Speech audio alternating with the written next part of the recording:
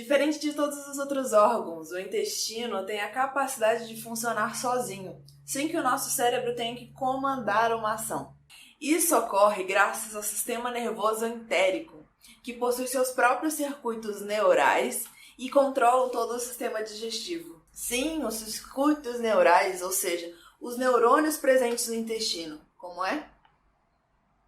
Neurônios no intestino. Você também não sabia?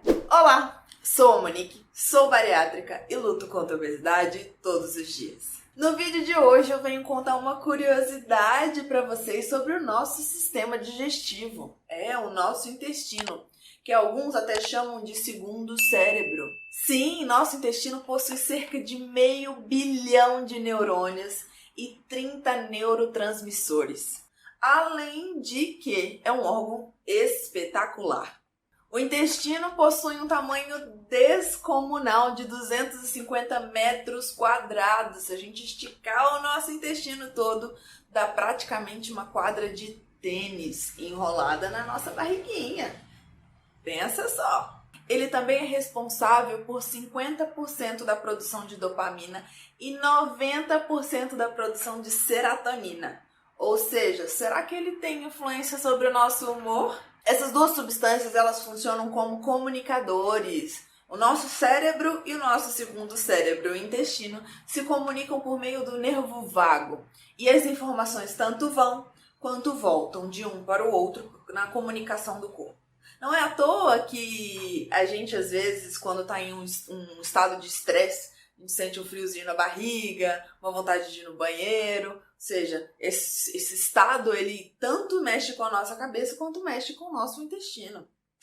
E ele ainda abriga no nosso organismo 100 trilhões de bactérias. Ou seja, nós no nosso organismo temos mais células não humanas do que células humanas. Incrível, não? A microbiota, composta por todas essas bactérias, é considerada por alguns o nosso terceiro cérebro. E o seu bom funcionamento ou o seu mau funcionamento pode interferir em todo o nosso organismo. Já se sabe que a composição e o comportamento dessa microbiota pode interferir na predisposição de algumas doenças, inclusive interferir no nosso comportamento e nas nossas emoções. Um estudo realizado com camundongos, observando o seu estado da microbiota, ou seja, alguns considerando a microbiota equilibrada, outros não, que apresentavam alguns sintomas, inclusive semelhantes à depressão, foram colocados em um tanque de água. E os camundongos que tinham a microbiota considerada equilibrada lutaram 50% a mais pelas suas vidas do que os demais camundongos. Ou seja, existem indícios de que, de fato, essa microbiota ela pode influenciar muito no nosso comportamento. É óbvio que os estudos ainda estão muito recentes e muita coisa precisa ser estudada, mas já há indícios muito fortes. Se você é uma pessoa como eu, extremamente ansiosa, que tem quadros de humor bastante variados, você sabe que um quadro de estresse pode realmente desequilibrar todo o sistema digestivo. Eu, por exemplo, várias vezes em que eu fiz a prova do vestibular, eu tinha que fazer alguma prova muito importante, no dia anterior eu já amanhecia mal, como se eu tivesse tido comido alguma coisa estragada, tido uma infecção intestinal, sabe? Então eu passava muito mal, tinha diarreia, tinha vômito, passava o dia enjoada. E eu sempre tive muita influência das minhas emoções no meu sistema digestivo. E pra mim agora faz ainda mais sentido. Bom, sabendo toda essa informação aqui, a gente pode pensar agora que não basta só comer fibras, ameixa, mamão e que vai estar tudo certo no nosso intestino. É muito mais complexo, é muito maior o problema.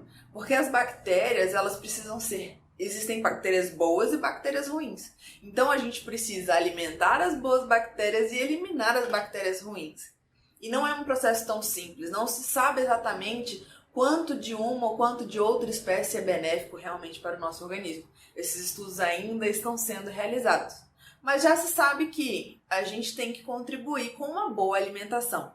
Alimentos pré-bióticos e alimentos probióticos ajudam a manter a flora intestinal. É nessa hora que vai entrar aquele Yakult, né? Que diz que tem alguns probióticos. Um dado importante é que nem todo iogurte é probiótico. Quando você for procurar um probiótico, você tem que olhar se existe uma unidade chamada UFC, que é a unidade fornecedora de colônia. E o ideal para um alimento ser considerado um bom probiótico é que tenha de 2 a 10 bilhões de UFC. Existe ainda alguns estudos preliminares que falam sobre a quantidade de lactobacilos e a relação com depressão, anorexia e doenças relacionadas. Fizeram alguns estudos com alguns ratos, em que eles pegaram e trocaram microbiotas de indivíduos obesos e indivíduos magros. E observou-se que os ratos que receberam as bactérias de indivíduos obesos engordaram e os ratos que receberam as bactérias de indivíduos magros emagreceram. É óbvio que há uma relação ainda muito desconhecida, mas a gente pode imaginar que de fato existe uma relação muito grande entre o nosso cérebro, o nosso intestino e a nossa microbiota. E aí, você sabia disso tudo? Gostou dessa curiosidade? Bom, se você tiver histórias aí para me contar sobre situações em que você teve uma situação de estresse, um abalo emocional e que você teve um desarranjo, conta aqui pra gente nos comentários. Se você gostou, compartilha esse vídeo, se inscreve no canal, ativa o sininho para receber todas as notificações e não deixe de me seguir lá no canal do Instagram, @MoniqueBrant. Lá eu compartilho meu dia a dia, conto historinhas, divido toda a minha rotina, minha vida saudável, ou pelo menos a tentativa da vida saudável, e espero poder interagir mais com vocês. Então, deixa o seu likezinho, já comenta aqui embaixo e até a próxima. Vamos lá? Vou tentar falar a frase toda.